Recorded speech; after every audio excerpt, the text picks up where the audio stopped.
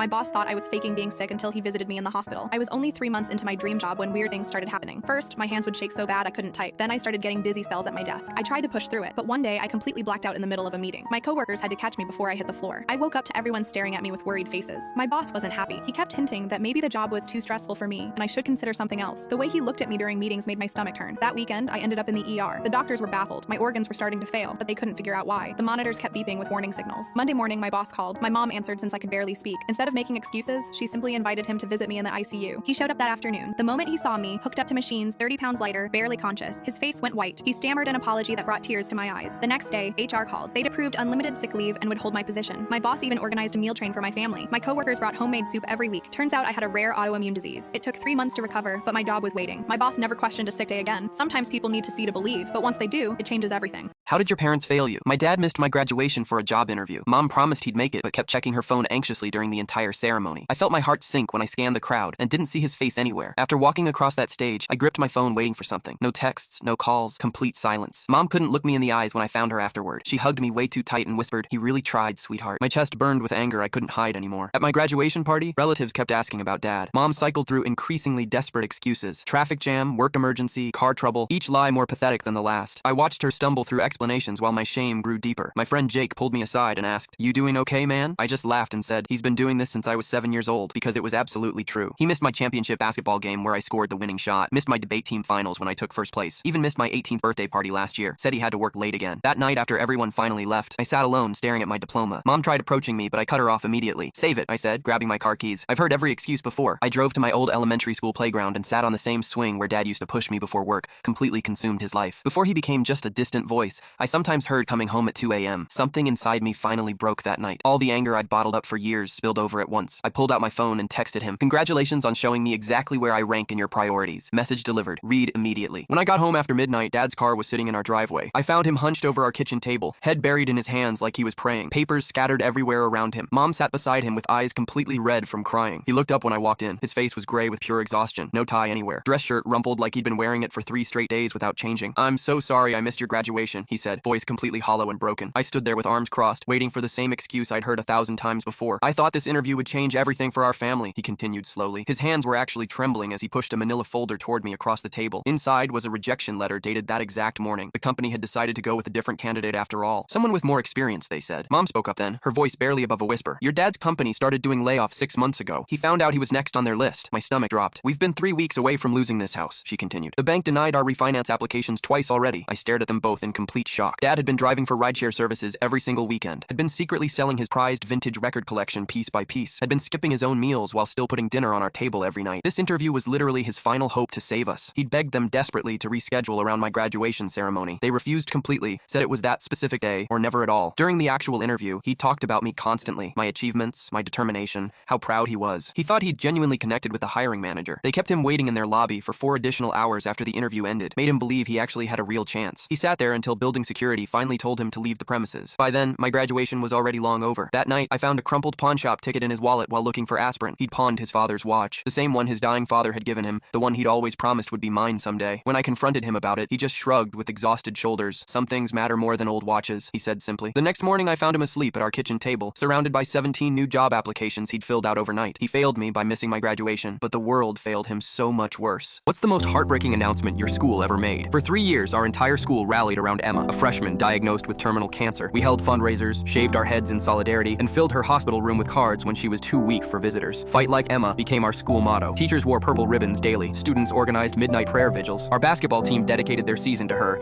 making it to state championships with her name on their jerseys. We raised over $36,000 through bake sales, charity auctions, and a 5K run. Even local businesses displayed Emma Strong signs in their windows. Monday morning, the intercom crackled during first period. "Emergency assembly, now." We rushed to the gym. Emma's mother stood with the principal at center court, tear-streaked face, clutching a folder. Strange. She was supposed to be at the hospital with Emma, who'd entered final stages last week. The principal took the microphone, hands trembling. Police officers entered through the side doors. A detective stepped forward, taking the microphone from our principal. "I have disturbing news. Emma Taylor and her mother have been arrested. There was no cancer. The money we raised paid for their new car, designer clothes, and trips to Disney World." The sound of 300 "Fight Like Emma" bracelets being ripped off at once filled the gym.